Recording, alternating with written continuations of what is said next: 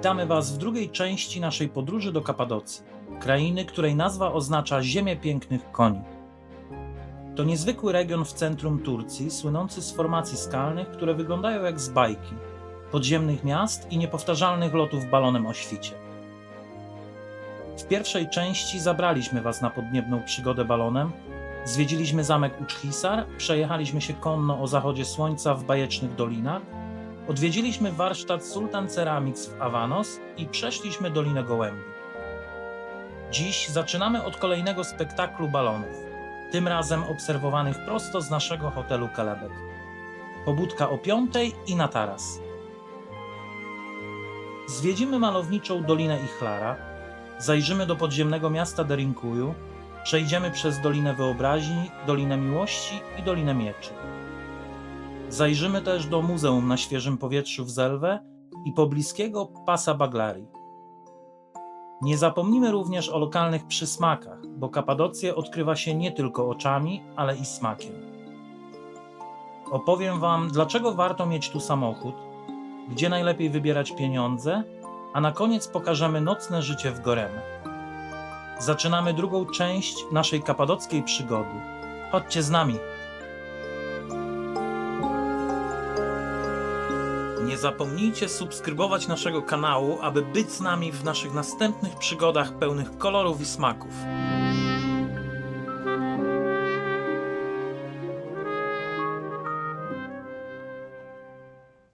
Dzień dobry, Cześć. witamy Was trzeciego dnia z Kapadocji. Jak zwykle wstaliśmy przed świtem, żeby zobaczyć wschód słońca i żeby jeszcze raz pooglądać te piękne balony. Widok był naprawdę niesamowity. Dziś przenosimy się do kolejnego hotelu i zwiedzamy dalej.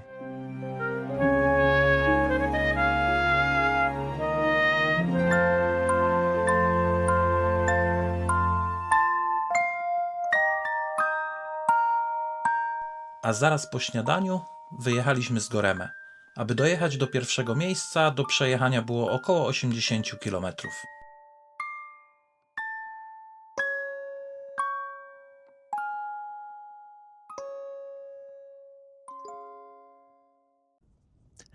Właśnie dojechaliśmy do Ihlara Valley i zaczynamy kilkukilometrową wędrówkę.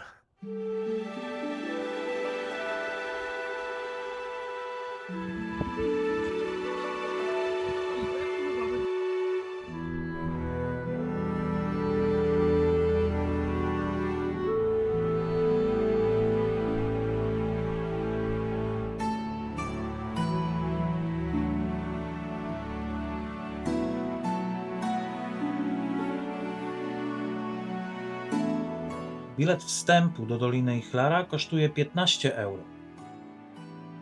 To miejsce nazywane jest Zielonym Sercem Kapadocji, prawdziwą oazą wśród surowych, wulkanicznych krajobrazów. Dolina powstała miliony lat temu po erupcjach wulkanu Hasandagi, a rzeka Melendis przez tysiące lat żłobiła w miękkim tufie wulkanicznym spektakularny kanion o długości 14 km i głębokości nawet 100 metrów.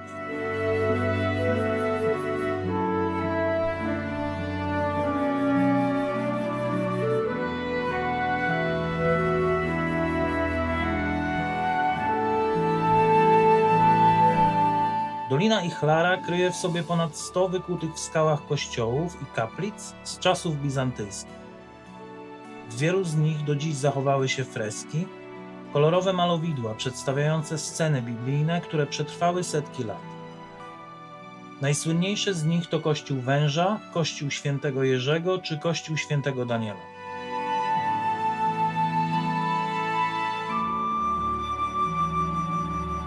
Spacerując wzdłuż rzeki, można poczuć zupełnie inny klimat niż w reszcie Kapadocji. Otaczają nas bujna roślinność, cieniste drzewa, śpiew ptaków i szum płynącej wody.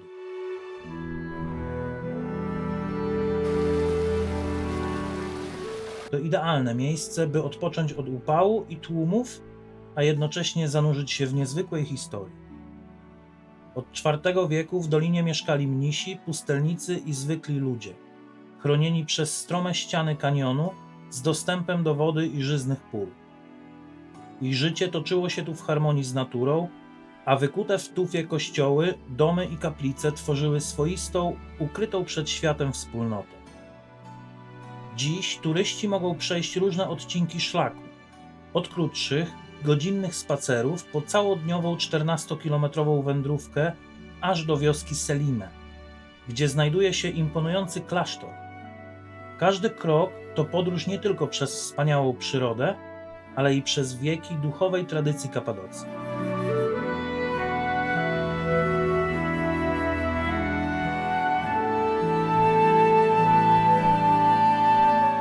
Dolina Ihlara to miejsce, które łączy piękno natury, historię i spokój, i które naprawdę warto zobaczyć na własne oczy.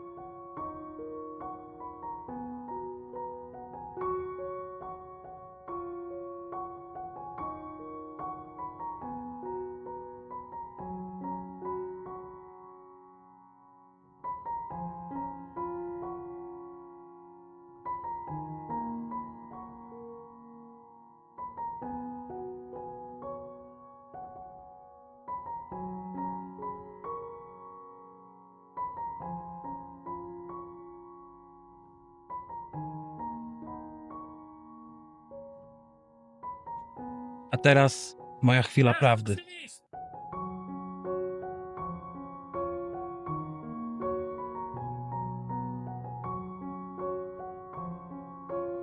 Udało się, jestem na drugiej stronie.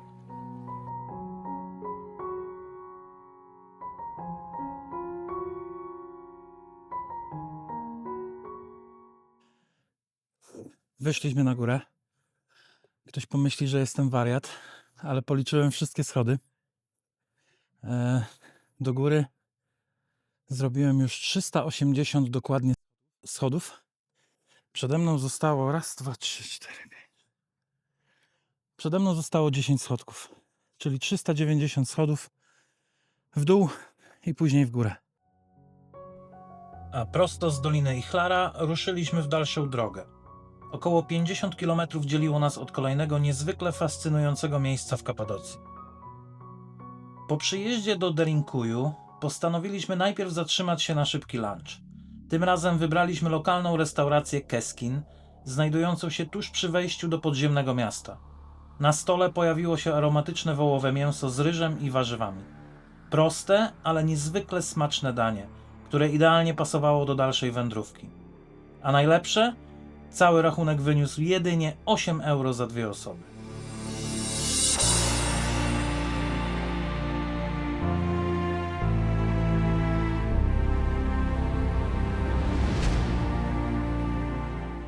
Bilet wstępu do podziemnego miasta kosztuje około 13 euro, a posiadacze Muzeum Pass Kapadocja, podobnie jak w Ihlara Valley, wchodzą za darmo. Derinkuju to największe z odkrytych podziemnych miast Kapadocji. Sięga aż 85 metrów w głąb ziemi i ma 8 poziomów, z których kilka udostępniono do zwiedzania. Powstało podobnie jak inne kapadockie schronienia w miękkiej skale tufowej, którą łatwo drążyć. Kochanie, co na obiad? Co złowisz, co upolujesz? Mieszkańcy wykorzystywali je od czasów chetyckich, ale największe znaczenie miało w okresie bizantyjskim, kiedy chrześcijanie chronili się tu przed najazdami arabskimi i mongolskimi. To nie była tylko kryjówka. Pod ziemią toczyło się normalne życie.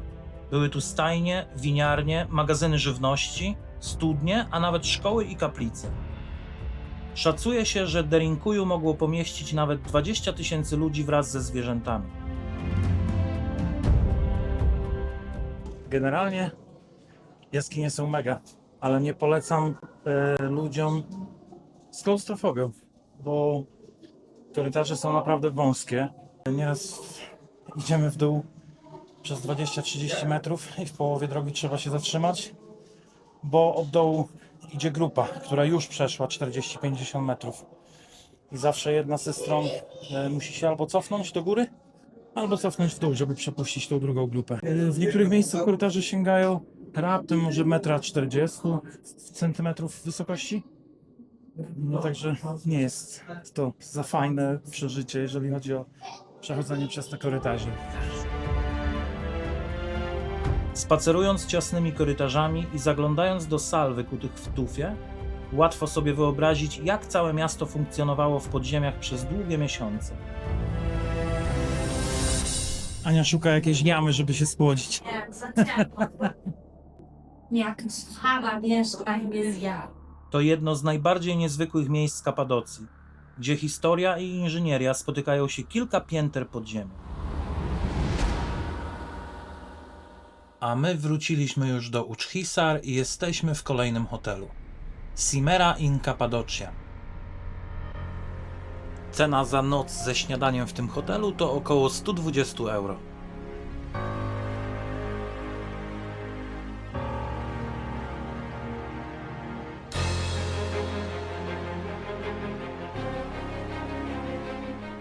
Ten basen obok naszego tarasu nie należy do naszego hotelu. W tym hotelu nie ma basenu. I już jesteśmy w Goreme. To małe miasteczko w sercu Kapadocji, zamieszkane przez około 2000 osób. To centrum turystyczne regionu, pełne klimatycznych hoteli wykutych w tufowych skałach, restauracji i sklepików z rękodziełem. Miasto jest świetną bazą wypadową do okolicznych dolin i podziemnych miast. Spacerując po Goreme można poczuć mieszankę lokalnego życia i turystycznej atmosfery. Od tradycyjnej tureckiej kuchni po wieczorne kawiarnie i tarasy widokowe z niesamowitymi panoramami Kapadocji. Na kolację wybraliśmy się do restauracji Fat Boys, gdzie spróbowaliśmy kolejnego lokalnego specjału – saç tava.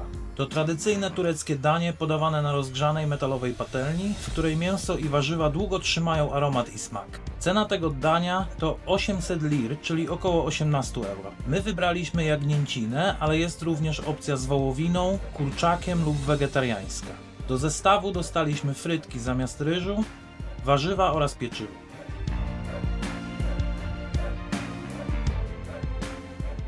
A tu już śniadanie następnego poranka.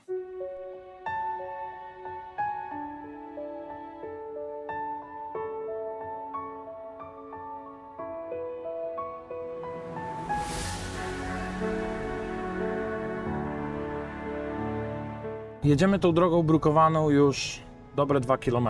Nigdzie indziej na świecie nie widziałem tylu brukowanych dróg. Miliony kostek tutaj były położone w tej Kapadocji, a drogi są okropnej jakości.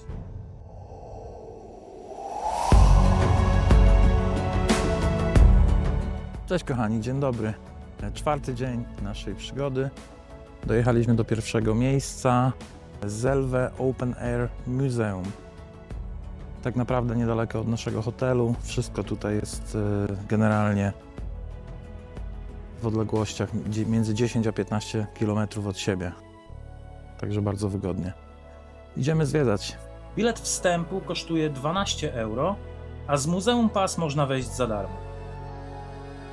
To niezwykła dolina, w której przez setki lat ludzie mieszkali w wykutych w tufie domach, klasztorach i kościołach. Pierwsze wspólnoty chrześcijańskie pojawiły się tu już w okresie bizantyjskim, a później dolina była zamieszkana aż do 50. lat XX wieku, kiedy ostatni mieszkańcy zostali przeniesieni do pobliskiej wioski ze względu na ryzyko osuwania się skał.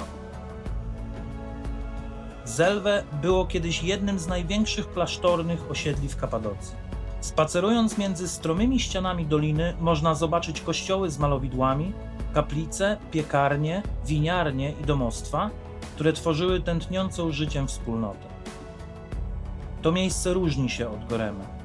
Tu mniej chodzi o freski, a bardziej o wyobrażenie sobie, jak wyglądało codzienne życie ludzi mieszkających całymi rodzinami w skalnych domach. Dziś Zelwe jest muzeum na świeżym powietrzu, ale przechadzając się jego krętymi ścieżkami łatwo poczuć klimat dawnego miasta.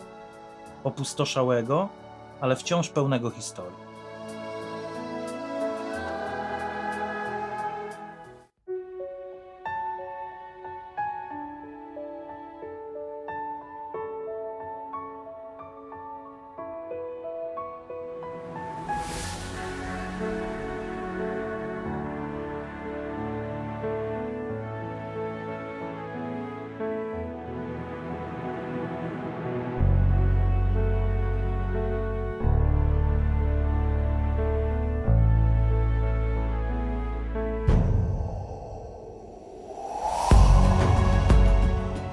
A podziwiając piękne widoki Zelwe, dam Wam wskazówkę dotyczącą wybierania pieniędzy w Turcji. Najlepiej korzystać z bankomatów banków Ziraat Bankası i Halkbank, aby uniknąć wysokich prowizji. Ja osobiście korzystam z Revolut, wymieniam pieniądze w aplikacji po bardzo atrakcyjnym kursie, a w Turcji wydaję je tak, jakbym był u siebie, bez dodatkowych opłat, płacąc gdziekolwiek mogę, używając karty.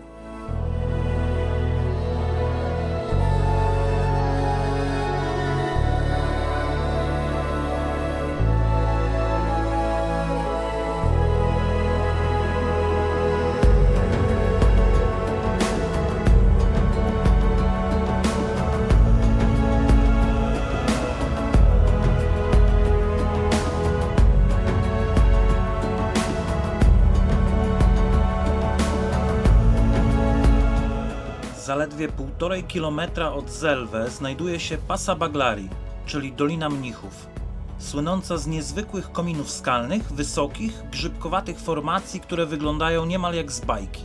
Warto wiedzieć, że bilet kupiony do Zelwe lub Pasa Baglari pozwala też wejść do drugiego miejsca, więc można łatwo zwiedzić oba punkty w jednym dniu.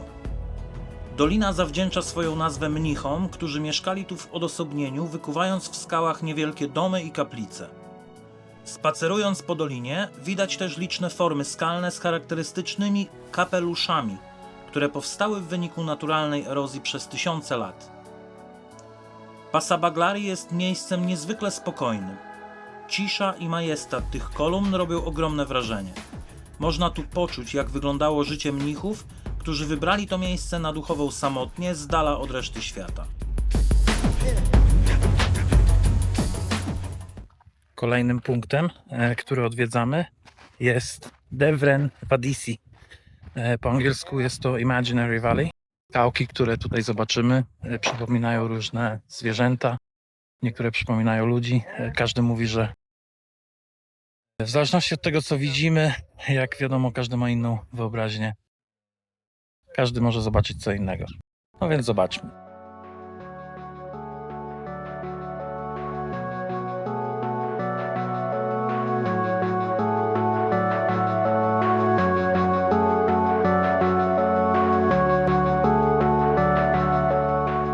Głowa obcego.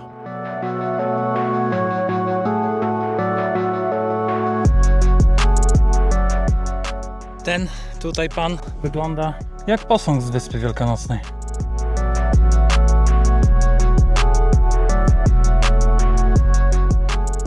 To zdecydowanie głowa jest. Hejka wszystkim. Witamy Was z Red Valley. Rozpoczynamy właśnie hike z Red Valley do Rose Valley i z powrotem na zachód słońca. Zabieramy Was ze sobą. Około 3,5 km, jest godzina 5:30. Mamy nadzieję, że zdążymy na zachód słońca. Doliny Czerwona i Różowa sąsiadują ze sobą i zachwycają kolorami skał oraz niezwykłymi formacjami tufowymi. Nazwy pochodzą od odcieni ich ścian, czerwonych, różowych i pomarańczowych, które szczególnie efektownie wyglądają o wschodzie i zachodzie słońca, kiedy to światło słoneczne dodatkowo podkreśla ich barwy. Dolinami prowadzą malownicze szlaki turystyczne, które pozwalają podziwiać zarówno przyrodę, jak i wykute w skałach kościoły oraz kaplice z czasów bizantyjskich. Podczas spaceru można zobaczyć wąskie przejścia, skalne tunele i ukryte platformy widokowe. Na pewno pamiętacie naszą jazdę konną przez te przepiękne doliny z poprzedniej części. Obeszliśmy obydwie doliny i znaleźliśmy sobie miejsce, z którego będziemy obserwować zachód słońca. Mamy nadzieję, że będzie to wyglądać dobrze. Na pewno będzie to wyglądać dobrze. Czerwona Dolina słynie z dramatycznych stromych klifów, a Różowa Dolina zachwyca łagodniejszymi, falującymi formacjami i licznymi grotami. Obie doliny tworzą razem niesamowity krajobraz, który trudno zapomnieć. Prawdziwą wizytówkę Kapadocji. I już po wszystkim. Słonko zaszło. Sam zachód słońca nie był tak spektakularny jak kolor tych skał teraz, już po samym zachodzie słońca. Spójrzcie sami.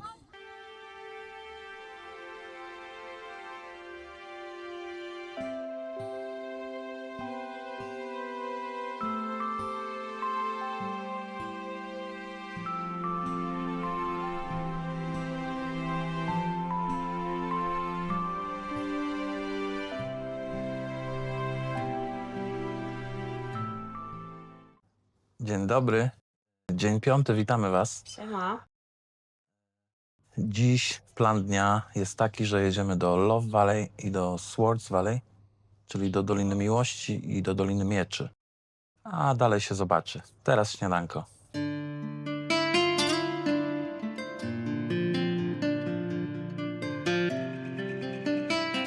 Wejście do Doliny Miłości jest bezpłatne, więc wystarczy zaparkować samochód i ruszyć na spacer wśród najbardziej charakterystycznych formacji skalnych w całym regionie.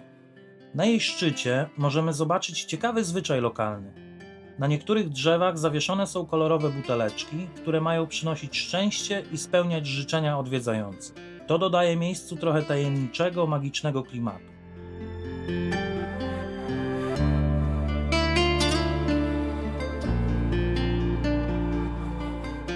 Swoją nazwę zawdzięcza niezwykłym kształtom skał tufowych. Erozja przez tysiące lat wyrzeźbiła tu gigantyczne kolumny, które mają nawet do 40 metrów wysokości. Ich charakterystyczna forma przypomina męskie penisy. Stąd z czasem zaczęto mówić o Dolinie Miłości. Dziś to jedno z najbardziej instagramowych miejsc Kapadocji, ale też doskonały punkt widokowy, szczególnie o wschodzie lub zachodzie słońca. Podczas spaceru można podziwiać nie tylko niezwykłe skały, ale też widoki na całą okolicę. Widać stąd m.in. Uczhisar i Goremę. To miejsce, które łączy humor, naturę i romantyczny klimat. Dlatego pary chętnie wybierają je na sesje zdjęciowe, a turyści przyjeżdżają, żeby zobaczyć, jak natura potrafi stworzyć tak niecodzienne kształty.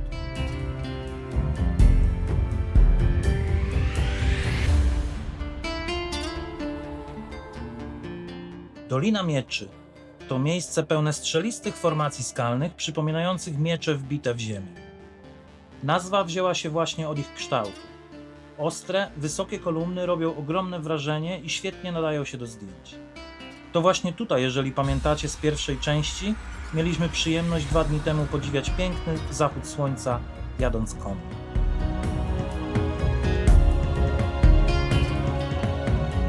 Na wyjazd do Kapadocji radzę wynająć samochód. Daje to pełną swobodę poruszania się, gdzie i kiedy chcemy, szczególnie gdy czas jest ograniczony, a chcemy zobaczyć jak najwięcej. Większość parkingów w mieście jest bezpłatna, a w miejscach turystycznych opłata wynosi 50 lirów, czyli około 1,10 euro.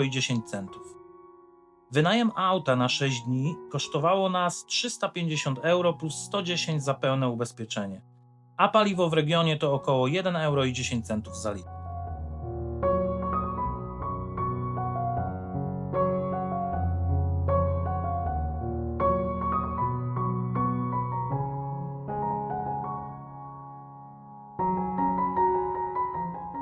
A to miejsce, w którym teraz się znajdujemy, to kawiarnia Edhem Ustaninieri w miejscowości Ortahisar, zaledwie kilka kilometrów od Goreme.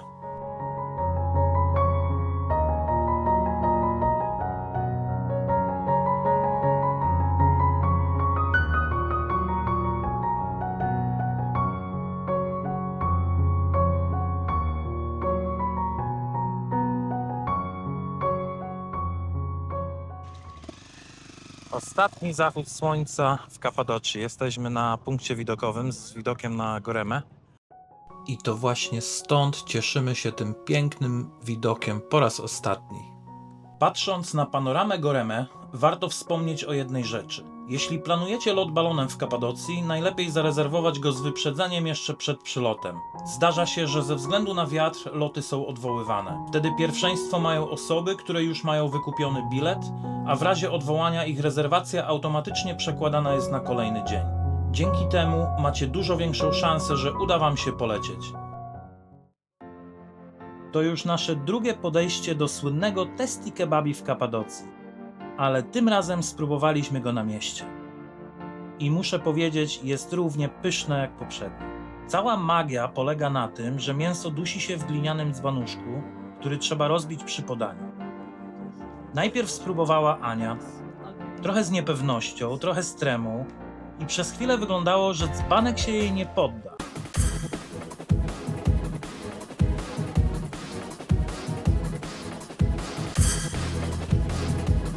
Ale w końcu udało się go rozbić i wszyscy odetchnęli z ulgą.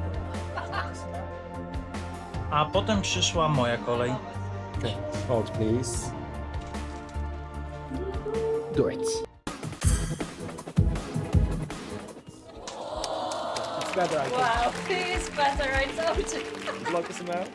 Tu już pełen profesjonalizm. Rozbiłem ten dzban jak fachowiec od kebabów. A cała ceremonia nabrała jeszcze więcej humoru i smaku. Cena takiego dania to 800 tureckich lir, czyli około 17-18 euro na osobę.